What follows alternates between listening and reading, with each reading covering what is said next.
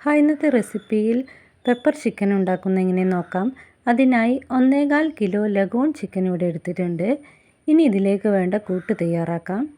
അതിനായി 4 table spoon കുരുമുളക്, 3 table spoon മല്ലി, വലിയ കഷ്ണം ഇഞ്ചി, 7 അല്ലി വെളുത്തുള്ളി, ഗ്രാമ്പൂ 5, പട്ട 5, പെരുംജീരകം 1/4 ടീസ്പൂൺ എന്നിവ പൊടിച്ച് അല്പം മഞ്ഞളും ഉപ്പും കൂടി ചേർത്ത് 1/4 മണിക്കൂർ ഇതിൽ തേച്ച് പിടിപ്പിക്കണം.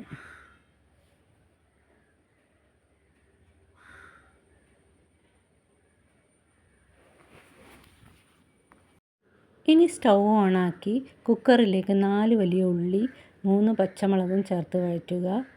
പിന്നീട് 2 തക്കാളി കൂടി ചേർത്ത് വഴറ്റി കൊടുത്ത് ഇതിലേക്ക് ചിക്കൻ ഇട്ട് ഒന്നുകൂടി ഇളക്കി കൊടുക്കുക. ഇനി പാകത്തിന് മല്ലിയിലയും 1 ടേബിൾ സ്പൂൺ കുരുമുളക് പൊടി കൂടി ഇട്ട് കൊടുത്ത് ചിക്കൻ വേവിച്ചെടുക്കുക. ഒരു വിസിലടിക്കുന്നവരെ വേവിച്ചതിന് ശേഷം 1/4 മണിക്കൂർ സിമ്മിലിട്ട് സ്റ്റൗ ഓഫാക്കുക. അങ്ങനെ നമ്മുടെ സ്വാദിഷ്ടമായ പെപ്പർ ചിക്കൻ റെഡി ആയിട്ടുണ്ട്.